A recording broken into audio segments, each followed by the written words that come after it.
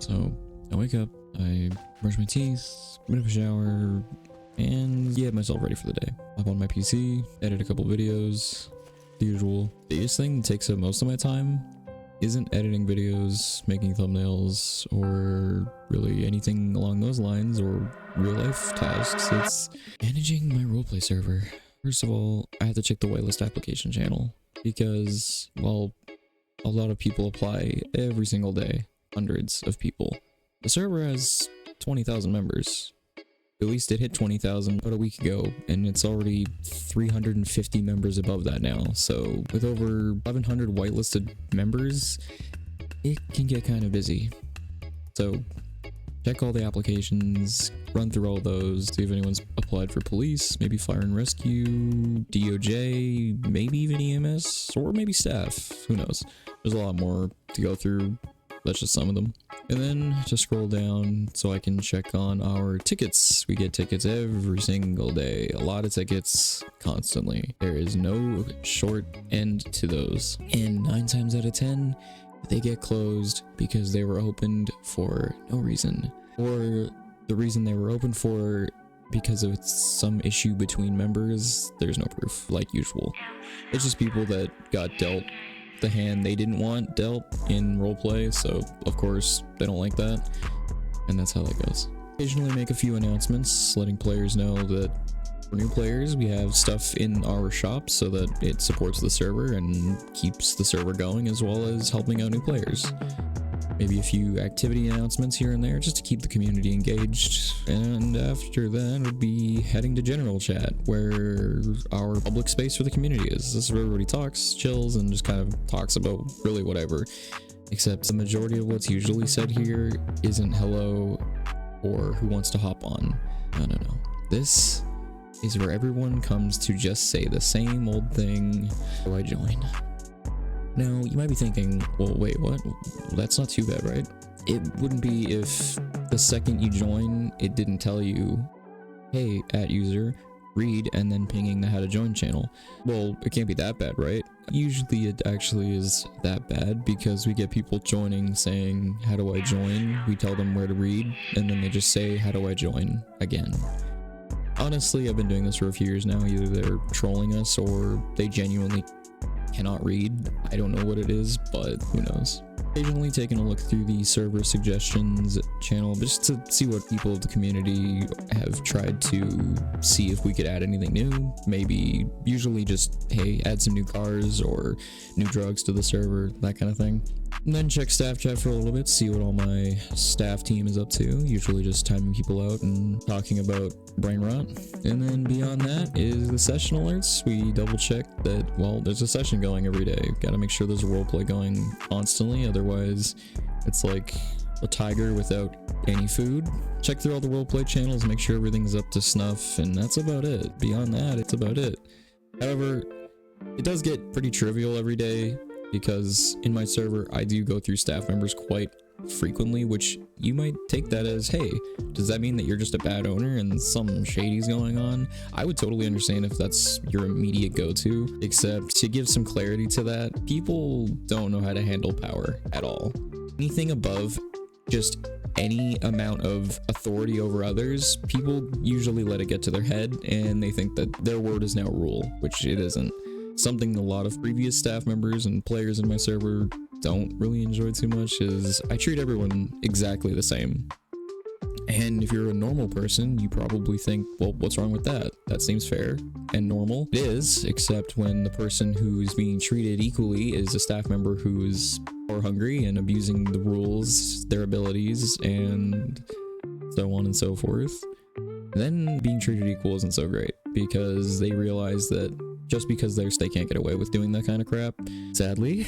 But that's just how the cookie crumbles, I guess. There's really not much we can do about it other than just dealing with them as we should. For example, obviously it's a no tolerance type of policy, so if you're doing stuff you definitely shouldn't be doing, especially as a staff member, abusing your abilities, and you're gonna get your staff taken, there's no reason you should be doing that. I think we can all agree that everyone has an amount of free will and we can think before doing. At least that's my expectation.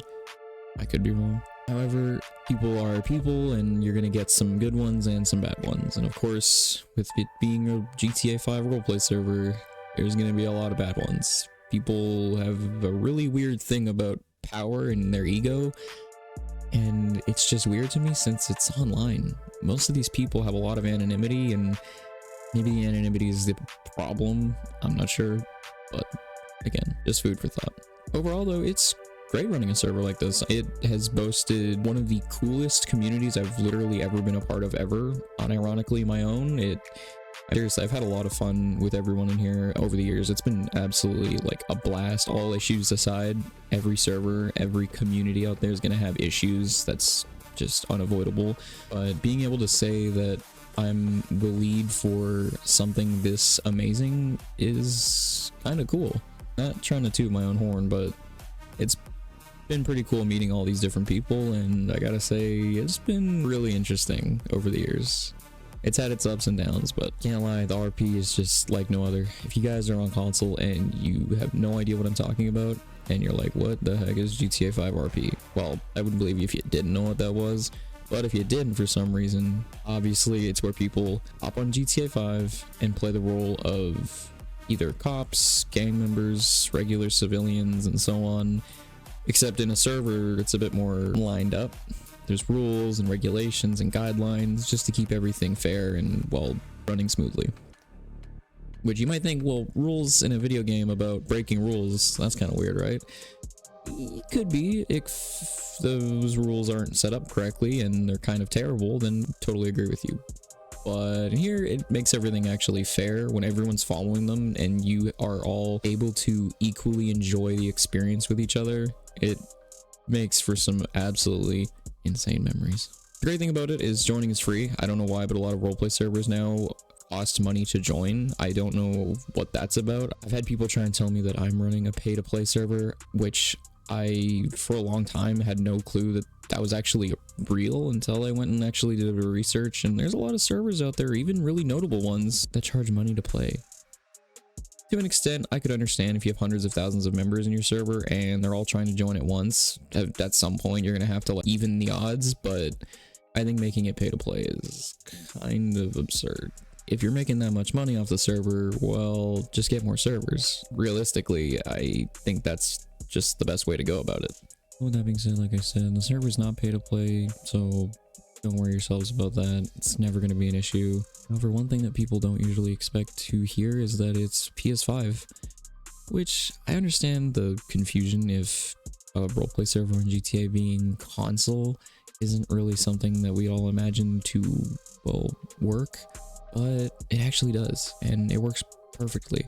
Seeing as how we have a system set up where we can kick players instantly from the sessions, it's the perfect form of moderation. You can't break rules, because if you do, you'll just be immediately removed, so you just might as well not break the rules. It's easier.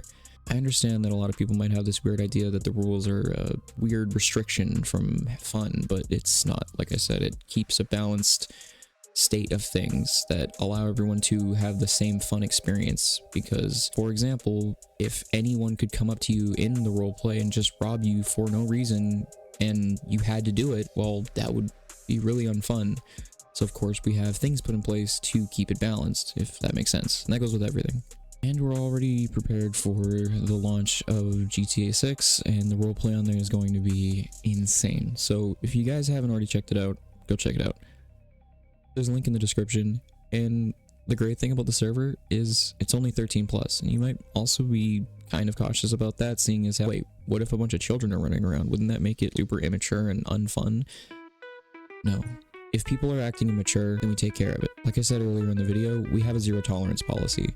Either you can read rules and follow them, or you can't. That's the end of it. And if you're sitting here watching this and you're thinking to yourself, well, I think I'd have an issue messing up something, then read the rules first, and you'll be fine. 90% of it's just no-brainers. Realistically, it's common sense. Should I walk up to a player and kill them just because I think I'm a gangster? Probably not. If you can avoid things like that, you'll be fine. Wait a minute, it's console. There's nothing to do. How do we RP if there's no mods? Well, we're run entirely through Discord for the most part. Once you join, you read our how to join channel, and if you get whitelisted, then you'll notice that there's a whole whack of things you can actually do in the server. For instance, if you're a civilian, you can head over to the city hall to get yourself a job, which you can then go work and get actual payrolls and earn some money. There's also crafting. Like, a lot of fivem servers now are leaning towards that whole crafting mechanic. Rust, it seems, but the server's not like Rust. It's not going to be like that. However, it is really fun. There's also drug selling, and of course drug crafting. When I mentioned crafting, I meant crafting as in you can craft drugs, guns, all kinds of stuff. You can also head over to the different stores to buy items or vehicles, as well as a fully fledged out looting mechanic, just like fivem. You can go chop trees down to get wood, pick mushrooms in a forest, loot trash bins and dumpsters for random trash that could be worth recycling for money, or you're gonna need it for crafting guns. There's a whole bunch more: hunting, fishing, bank robberies, house robberies. It doesn't stop there. We also have custom sound effects. So when you're getting in a car and you go to put your seatbelt on, it's going to be immersive. But as I said, that's the tip of the iceberg, and you guys should probably join. Even if you're not on PS5, it's probably a really good idea to just be a part of the community. Maybe you want to be a dispatch for police, or you just want to be a staff member and help out with tickets or applications. Whatever your poison may be, to pick it. But that's it. As I said, there's a link in the description. It's 13+, and it's free to join. 20,000 members, and you really got no reason not to join. Anyway, that's gonna be it for this video. I'll see y'all later. Have an awesome day. Peace out.